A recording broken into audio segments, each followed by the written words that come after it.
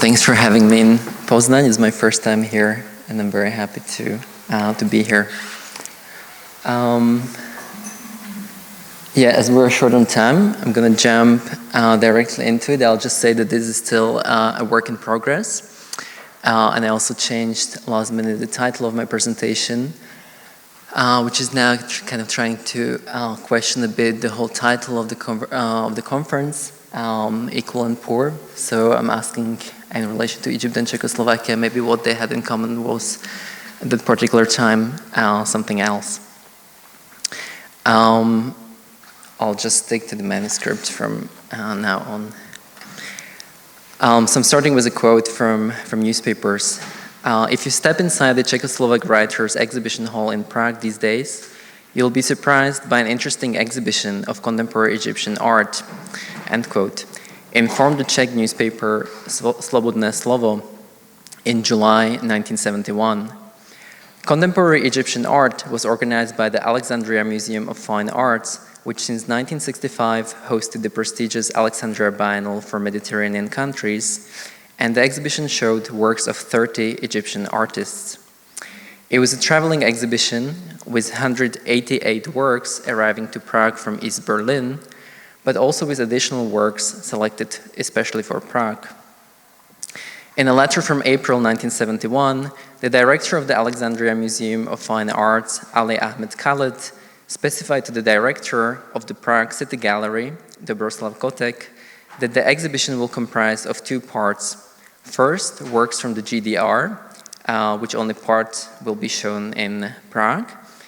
And second, works sent directly to Prague from Alexandria, which included 3 canvases by Saif Vanli and Muhammad Magdi Kanawi each, and paintings and prints by 6 other artists.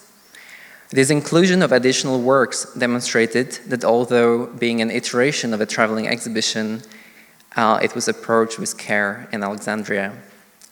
In my paper today, I will examine the exhibition at the intersection of the long 60s and the long 70s in the context of the changing political situation in both Egypt and Czechoslovakia and the mutual relationship of the two countries in relation to the concept of poverty and equality in the title of this conference.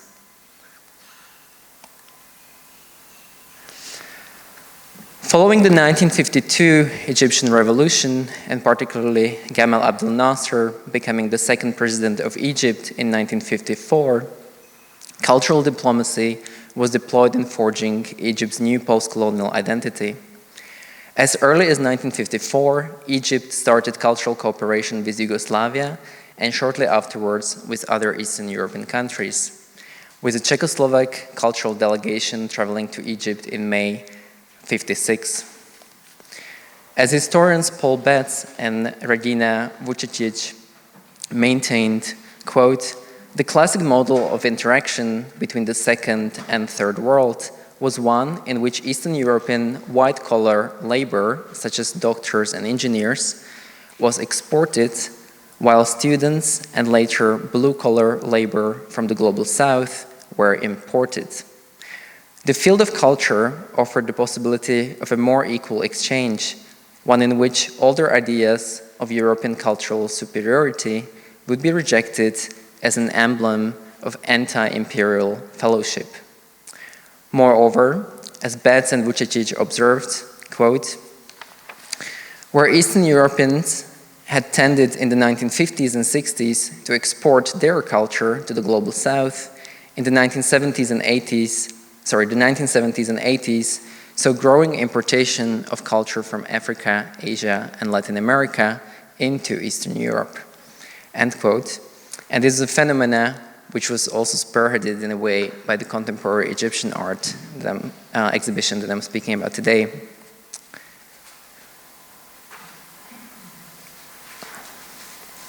In relation to Egyptian participation in the biennales of Venice and Sao Paulo, curated by the Ministry of Culture during the 1960s and later on, the historian of modern Egyptian art, Liliane Carnouk, writes, quote, the art exhibition offered immediate access to participation in the culture of the world's political capitals at fairly cheap costs, end quote.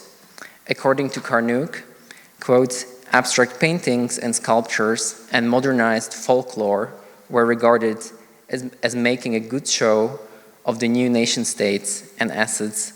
A show matched those displayed by Cuba, Yugoslavia, and other non-aligned nations that were also demonstrating a non-parochial position. Participating in international exhibitions was also a rare opportunity for Egyptian artists to travel abroad, as travel permits and exit visas for the purpose of independent traveling were, similarly to Eastern Europe, very scarce in Egypt after 1960.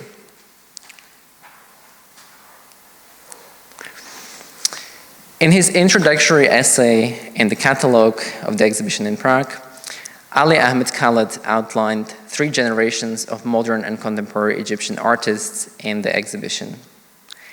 The first generation was represented by the founder of modern Egyptian painting, Mahmoud Said, and Mohamed Nagy, who was the first Egyptian director of the School of Fine Arts in Cairo in the late 1930s.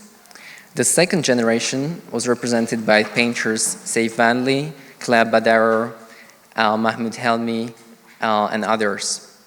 Finally, on the third generation, Khaled wrote, quote, "This youngest generation of artists, such as Mahmoud Abdullah, Mohamed Abdul Ahmed, Said El Adawi, and others, are coming in their artistic expression close to the artists of the other countries of the world, whose language is ever more universal, overcoming the imaginary borders by which people still divide themselves." And this is an example of a work by Said El Adawi from the late 60s. Mahmoud Abdullah and Said El Adawi, together with the fellow artist Mustafa Abdel Moiti, established the Alexandrian Experimentalist Society in the late 1950s, combining in their works abstracted figures with forms and motifs derived from Islamic art and calligraphy. In relation to this youngest generation, Jana Hofmeisterova, who wrote the review of the exhibition for the magazine Tvorba, wrote that, quote, "Besides the evaluation of monumental traditions, besides the lively note of folklore inspirations, there is something else. An autonomous search for new forms, which even in the purest abstraction have a clear ideological contentness," and that's the lingo of the 70s kind of communist critique. The review in Slobodné Slovo also observed a tendency towards abstraction in the work of some of the young artists, such as Muhammad Magdi Kenawi, Mahmoud Abdullah, and the majority of the graphic artists.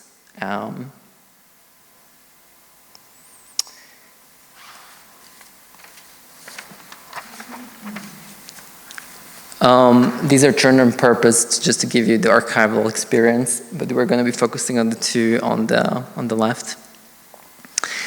Other reviewers, typically of the Times, highlighted the political engagement. The reviewer for Lidová demokracie, the People's Democracy, informed the readers that, quote, "that the Egyptian art is not only concerned with formal problems, but is also in touch with our times, is testified in paintings symptomatically entitled Battle at Sinai, the Arab Brotherhood, or the Refugees." Hofmeisterova, whom I quoted earlier, in her review for Tvorba, praised the work of the professor of the Faculty of Fine Arts in Alexandria, Saif Vanli. And I quote again, "Vanli is a contemporary realist of an expressionist basis, close to the Italian neorealism and some of the Latin American painters. He departs from reality, but sometimes represents certain ideas in an abstract form. A proof of this is also one of his exhibited pictures, Battle on Sinai, where 2 intertwined and fervently curved lines, white and black, symbolize the struggle of the 2 ideas through a completely autonomous form." And it's this painting in the corner that you can see. Notably, the defeat of Egypt in the Six-Day War in 1967, which meant the temporary loss of the Sinai Peninsula for Egypt, triggered a dual reaction. While some artists felt the need to express their feelings of despair and frustration from reality. Others were no longer able to continue to represent reality and withdrew into abstraction.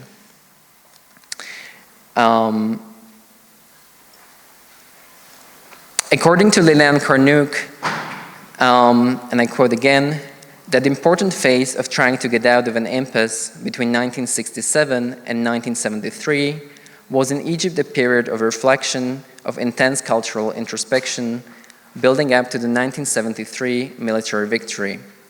This was a time when an increasing number of artists began to review their interpretations of art in Islamic terms, end quote. Although artists who were particularly inclined to theory and art history began to approach Islamic art forms based on their recent knowledge of contemporary art and design in Europe and the US as early as the 1950s. There were kind of like certain interests in minimalist aesthetics and repetition that could be found both in contemporary art of that time and the traditional Islamic art.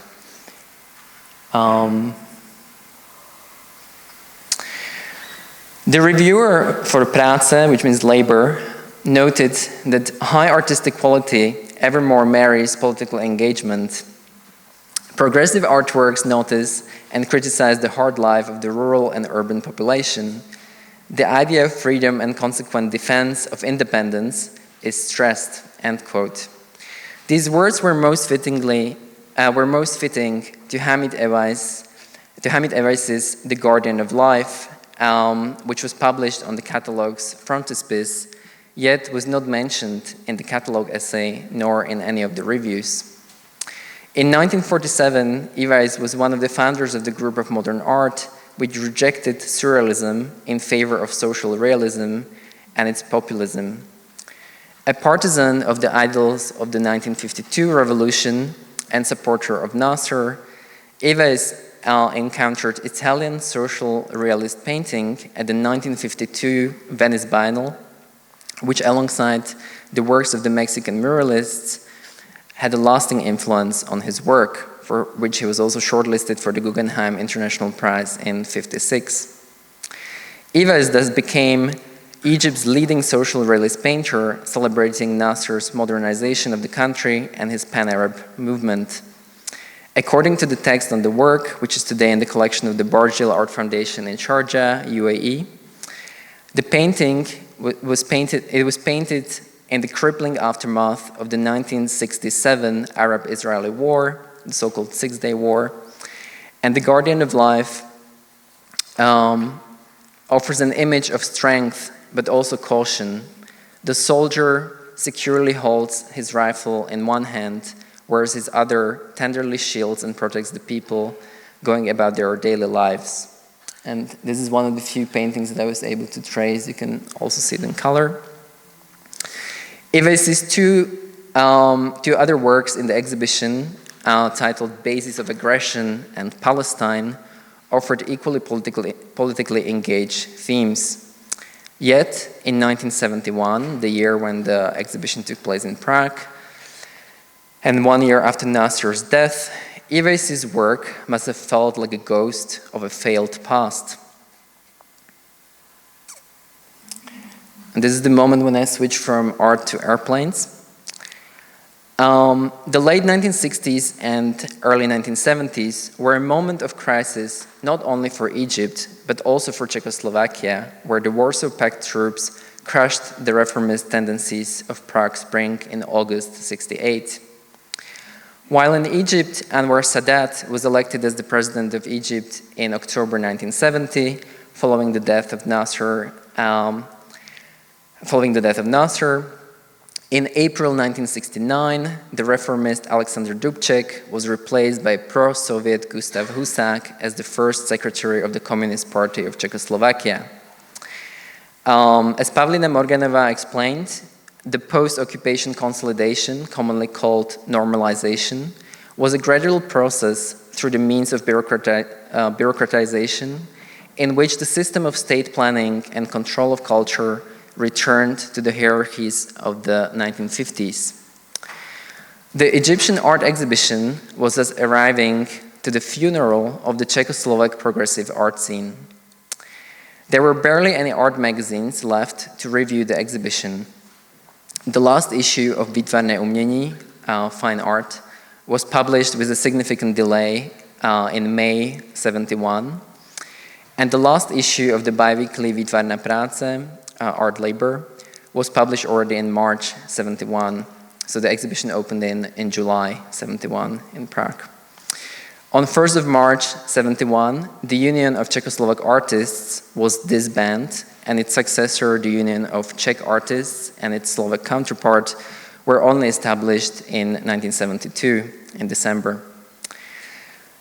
And I quote now Pavlína: "The dismantling of the member base of the Artists' Union and the abolishment of the pluralist system of exhibition committees of the union's galleries," and the exhibition also took place at one of the galleries managed by the union, "had fatal consequences for the quality of the artistic life," writes Morganova. "When browsing through the exhibition programs of the galleries, one feels helplessness.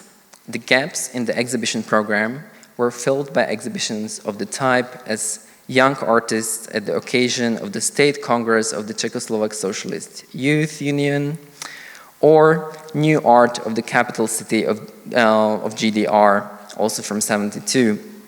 And I'll leave it to the discussion with Pavlína and others, whether this exhibition of Egyptian art would also for many qualify as a kind of like fill-in exhibition in the absence of kind of bare exhibitions. It is, however, important to note that contemporary Egyptian art exhibitions were not merely an Eastern European phenomena. While from Prague, the exhibition was shipped back to Egypt via Yugoslav harbor of Rijeka in October 71. Another exhibition opened in Paris, Visage de l'art contemporain égyptien, which opened at Musée Galliera in Paris, and which was organized not by the museum in Alexandria, but by the Egyptian Ministry of Culture and Information, and curated by the pioneer modern Egyptian artist and Marxist feminist activist Ingi Aflatun. Considering that Aflatun reportedly also exhibited in Dresden, East Berlin, Warsaw, and Moscow in 1970, it is likely that her work was in the crates which arrived to Prague from East Berlin, but remained unopened according to the instructions from Alexandria. In fact, out of 41 painters that were shown in Paris, only 3 were shown in Prague, which was Saif Vanli from the so-called second generation, and 2 artists from the youngest generation, Said El Adawi, whose work I showed before, and the socially engaged printmaker Mariam Abdel Alim. So I'm trying to say that kind of, this was also an exhibition that you could see in Paris, though with different works.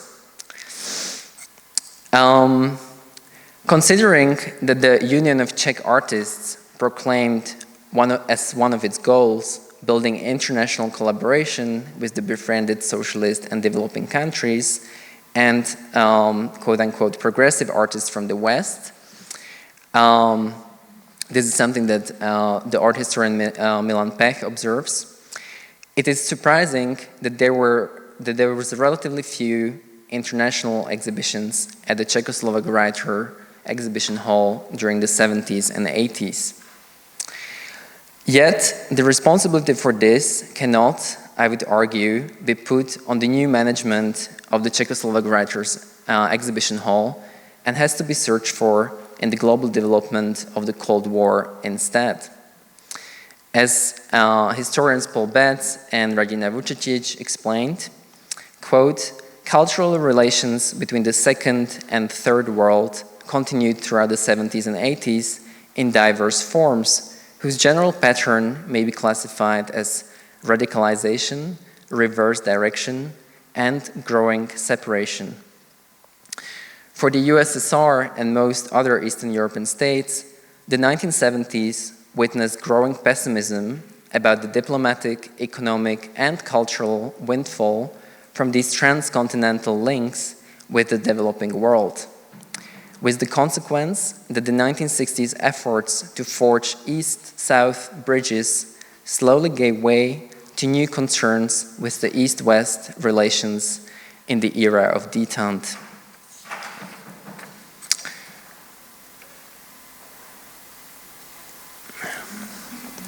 In closing, when it comes to the relation between Egypt and Czechoslovakia in particular, I would argue that it has never really been a relationship of equal and poor, but rather of a creditor and debtor.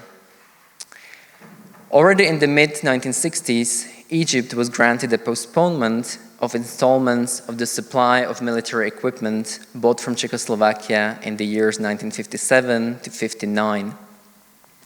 In the aftermath of the Six-Day War in 1967, Egypt received military assistance from Czechoslovakia free of charge, and it was followed by new contracts for supply of military equipment, 70 L-29 airplanes, which you can see on the photos, in autumn 1967. Although after the death of Nasser and the election of Anwar Sadat in 1970, Egypt's foreign policy slowly started to take another direction. The Yom Kippur or the Ramadan War in October 1973 was still followed by new contracts and new credit agreements between the two countries. The Czechoslovak active credit balance in the mutual Czechoslovak-Egyptian clearing account, however, amounted at the end of 1973 to more than 2 billion Czechoslovak crowns, and that happened despite the rising prices of cotton, which constituted up to 60% of the Egyptian exports to Czechoslovakia. In 1974, Sadat, who was the president of Egypt at the time, initiated the so-called Infita, Egypt's open-door economic policy towards private investment, marking the beginning of the dismantling of the state pyramid, as Carnot terms it. In March 1976, he abrogated the Soviet-Egyptian Friendship Treaty from May 1971, and in the following year, he banned the export of cotton to the USSR as well as Czechoslovakia, which necessitated the transition to the payment of the mutual claims in hard currency. The final blows to the mutual relationships were first the signing of the Camp David Accords initiated by the American President Jimmy Carter, resulting in the shared 1978 Nobel Prize for Sadat and Israeli Prime Minister Menachem Begin, and second, the Soviet invasion of Afghanistan in 1979. As Betz and Vučičić observe, quote, while the Iranian Revolution of 1979 was initially welcomed by socialist states, not least for developing new economic links, the Soviet-Afghan War of 79 to 89 marked a new division between socialism and political Islam in the eyes of Eastern European elites. The Eastern European press increasingly characterized Libya, Egypt, and Iran as backward-looking, traditionalist, violent, and inimical to socialism, end quote. Hence, in the context of the long 70s, the 1971 exhibition of contemporary Egyptian art in Prague, as well as other cities in Eastern Bloc, marks a peak of cultural exchange, followed by an accelerated deterioration of mutual political and economic relationships due to the change of allegiances in the Cold War, but partly also due to the massive indebtedness. The exhibition took place in the aftermath of devastating events for both state socialism in Egypt and reformist socialism in Czechoslovakia, which were replaced by economic liberalization in Egypt and pro-Soviet politics in Czechoslovakia, estranging the two countries from each other and providing few, if no, opportunities for cultural exchange. And that's where I'll end now. Thank you.